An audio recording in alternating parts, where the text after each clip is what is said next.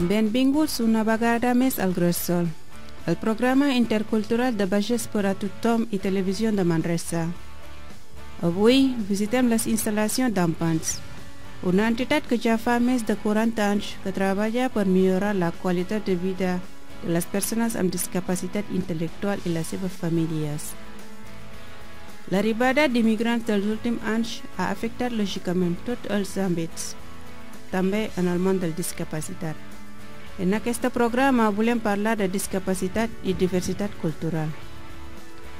Ens preguntem, com ha influït l'arribada de persones i concretament d'infants amb discapacitats procedents dels països? Probablement amb una manera diferent de veure i d'afrontar aquesta qüestió. Quines són aquestes altres visions de la discapacitat i com s'afronta tot plegat a Ampans?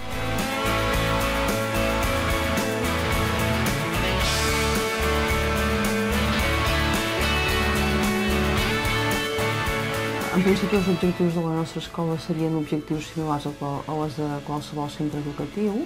Nosaltres el que ens diferencia de forma clara, jo penso, en relació a una escola ordinària, és la itinerància que fa cada alumne. Cada alumne té un programa específic que atén les seves necessitats individuals i llavors, en base a un currículum, que és el currículum general de les escoles, nosaltres fem un pla d'atenció individualitzat i aquest serveix perquè l'alumne pugui anar fent el seu seguiment, pugui anar fent la seva progressió i al seu ritme, sense cap pressió, sense cap necessitat de córrer, pot anar aprenent els diferents continguts que anem presentant.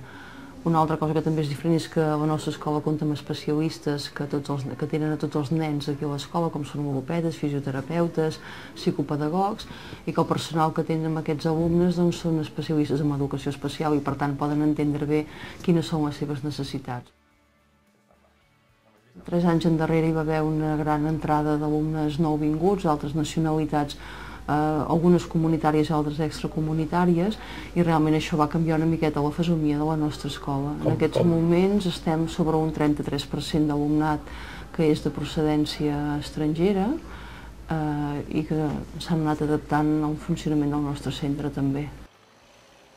El que tenim és un pla d'acollida inicial per a les famílies, amb el qual nosaltres pretenem que ells entenguin d'una manera molt senzilla i molt clara i entenedora quines són les característiques del nostre centre educatiu i les 4 coses bàsiques que ells han de saber perquè d'entrada es puguin adaptar bé quina és la nostra dinàmica i el nostre funcionament.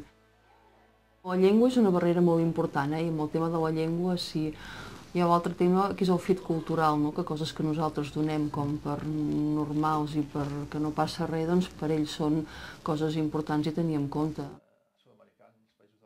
La gent dels països de l'est, per exemple, són gent que reconeixen que els seus fills poden tenir dificultats i discapacitats i que venen aquí bàsicament perquè en aquest sentit troben més recursos per tal de poder atendre la discapacitat dels seus fills i ho entenen com una discapacitat i com una dificultat.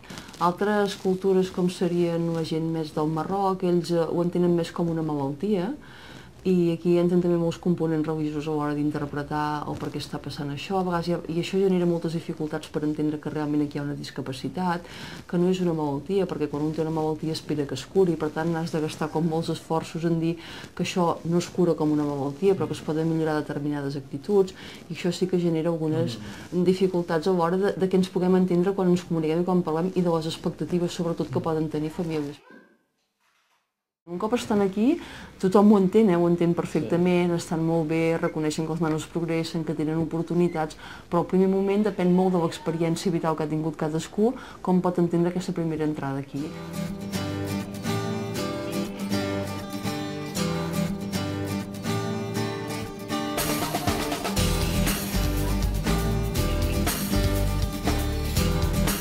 L'Alexandro Prava, de 8 anys, és originari de Bolívia. Té síndrome de Down i un grau mitjà de sordesa. L'Alexandro va a l'Escola d'Educació Especial Jeroni de Moragas a Ampans. I avui coneixerem una mica com és la seva vida en aquesta escola i la seva família.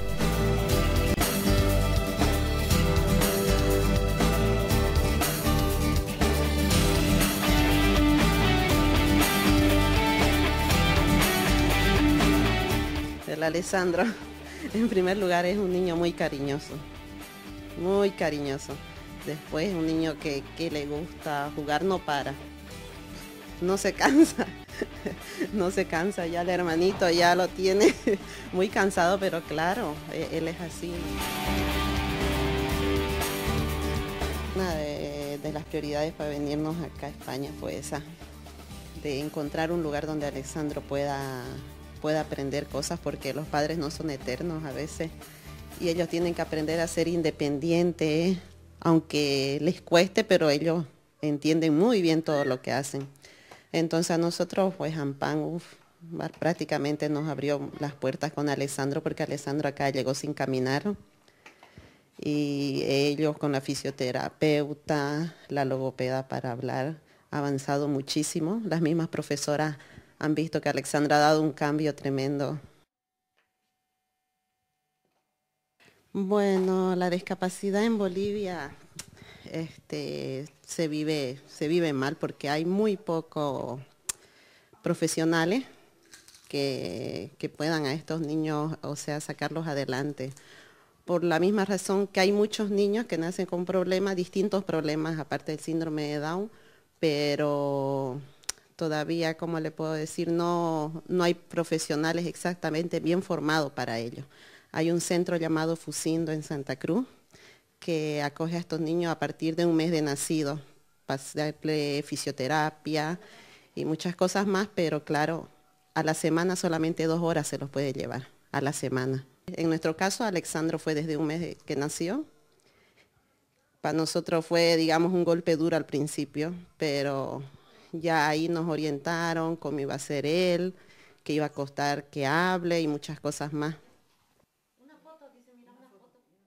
Culturalmente mal, porque al no saber muchos padres de familia qué es síndrome de Down, no saben ellos y claro, y tienden la familia más bien a esconderlos a sus hijos, no sacarlos.